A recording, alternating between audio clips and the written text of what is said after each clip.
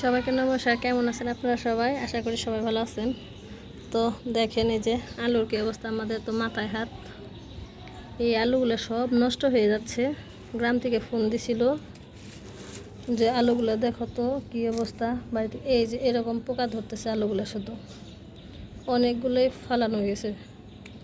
4-5 মনের মতো আলু শুধু কাঁচারে ফেলে দিছে। দেখেন আমি এই যে কতগুলো বেঁচে কেটেই করছি, ভাজি করব। অনেকগুলোই ফেলানো গেছে। এক একজনের গ্রামের কৃষকের মাথায় হাত। টনকে টন আলু ফালানো গেছে। একজনের 8 মন, আমাদের 5 থেকে 6 মন আলু ফালানো গেছে। সব টবে ফেল দেয়, সার হবে। এত আলু যদি এইভাবে ফালানো যায় বছরের, এগুলো কামলার বিল থাকে, অনেক টাকা খরচ করে এই যে বোনা হয়ে গেলে এইভাবে যদি নষ্ট হয় জিনিসগুলো, কেমন লাগে বলেন কৃষকের? কামলার বিল তো 100-200 টাকা না, অনেক টাকা বিল দিতে হয়। পুরাই মাথায় বাড়ি। বছরের মতো আলু চাষ করে, আলুগুলো সব শেষ। মোটামুটি এই আলুগুলো একটু ঠিক আছে, তারপরে এইগুলো ওই যে যাইতেছে। আর এই যেগুলো, এগুলো যেন কিসে দিছিল, কোলেস্ট্রলে দিছিল, কারেন্ট থাকে না, এই জন্য ফেরত দিয়ে দিছে। যে এইগুলোর অবস্থা। গ্রামে কারেন্ট থাকলে, ঢাকা শহরে যাও একটু থাকে, গ্রামে একবারে কারেন্ট থাকে না, এর জন্য কোলেস্ট্রলে দিছিল, ঘুরিয়ে দিয়ে দিছে। তো এই যে সকালবেলা খাওয়া দাওয়া হয়েছে। এখন এই যে হাঁড়ি পাতিলটি ধুয়ে নিই। এই যে মাছ বের করছি দুপুরে রান্নার জন্য, এগুলো ধুয়ে নিই, তারপর আপনাদের সাথে রান্নাটা শেয়ার করবো। আজকে আলু ভাজি করবো। যে আলু, এই যে হাঁড়ি পাতিল ধুয়ে নিই। আজকে আমার ক্যামেরাম্যান কে? আমি। বলো, ধীরে বলো। আমি। তো হাঁড়ি পাতিল ধুয়ে নিই, ধুয়ে তারপরে রান্নাটা বসিয়ে দেবো। আলুর কথা তো বললামই, আলুর জন্য খুবই খারাপ লাগতেছে। সব কৃষকের মাথায় হাত। এতগুলো আলু কামলার খরচ দিয়েছে, সব কাঁচারে ফেলে দিছে। এক একজনের 8 মন 10 মন, অনেক। এগুলো লাগাইতেও খরচ লাগে, কামলা দিয়েও খেতেও খরচ। এবার তো সবার মাথায় হাত। এবার দেখেন অবশ্যই আলুর দাম বাড়বে যদি অন্যান্য এলাকায় হয়ে থাকে। আমাদের এলাকায় তো সব আলু পৌঁছে গেছে, অন্যান্য এলাকার কথা বলতে পারবো না। তো এবার আলু তো সবাই খায়, সব তরকারিতে আলু দেয়। আলুটা এবার শেষ পচে গেল, দাম বেড়ে যাবে আলুর। তো এই যে আলু ভাজি কেটে নিয়েছি। এইগুলো ওই যে নষ্ট হয়ে গেছিলো, ফালিয়ে ফুলে দিয়ে কয়টা হয়েছে। আর একটু টক রান্না করবো। আলু, মিষ্টি আলু, বেগুন, টমেটো, এই যে রুই মাছ দিয়ে, ছোটো মাছ প্রায় শেষ হয়ে গেছে।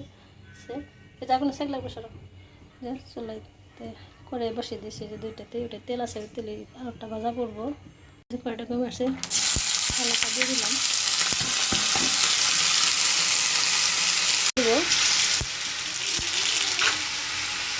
দিয়ে দিই।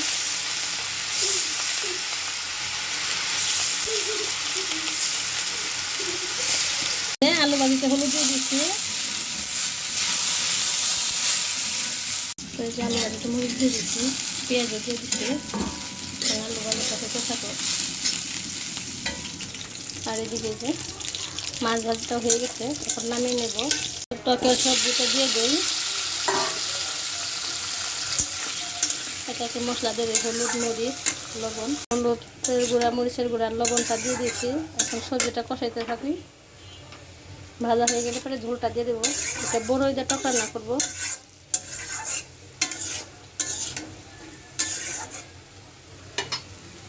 আলু ভাজিটাও প্রায় হয়ে আসছে।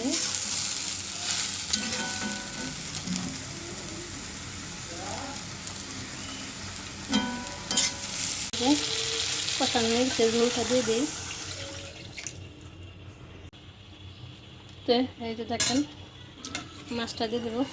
বলকের অবস্থা দেখেন, গ্যাস নাই একবারে,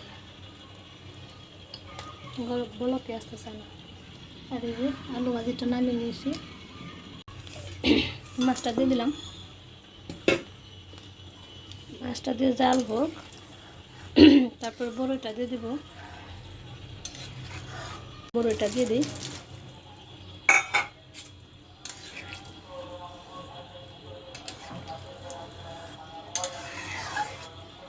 নামানোর আগে আগে একটু চিনি দিয়ে দিব। তরকারিটা হয়ে আসছে, চিনি দিয়ে দিব। চিনিটা দেওয়ার জাল দিয়ে তারপর নামে। তো এই যে টক টক মিষ্টি মিষ্টি লাগবে, ঝাল ঝাল। এই গরমের দিনে এই যে আম দিয়েও খাওয়া যায়। তো ঘরে আম নেই, তো এর জন্য বড়ই দিয়ে রান্না করলাম। তো ভালোই লাগবে গরমে, আপনারা খেয়ে দেখবেন। পাতলা মাছ দিয়ে টকের তরকারি বড়ই দিয়ে। এখন নামিয়ে নেব। তো এই যে নামিয়ে নিয়েছি টক, বড়ইয়ের টক, আর এই যে আলু ভাজি। তো আমার রান্নাটা আপনাদের কেমন লাগলো অবশ্যই কমেন্টে জানাবেন। ভালো লাগলে লাইক কমেন্ট শেয়ার করে দেবেন, আর চ্যানেলটি সাবস্ক্রাইব করে দেবেন। আলুগুলোর জন্য খুবই মন খারাপ লাগতেছে, এতগুলো আলু ফালানো। এবার দেখেন আলুর দাম বাড়বে হয়তো, বা অন্য রকমের যদি হয় এরকম। তো সবাই ভালো থাকবেন, আবার দেখা হবে কালকে অন্য কোনো নতুন ব্লগ নিয়ে। সবাই সুস্থ থাকবেন।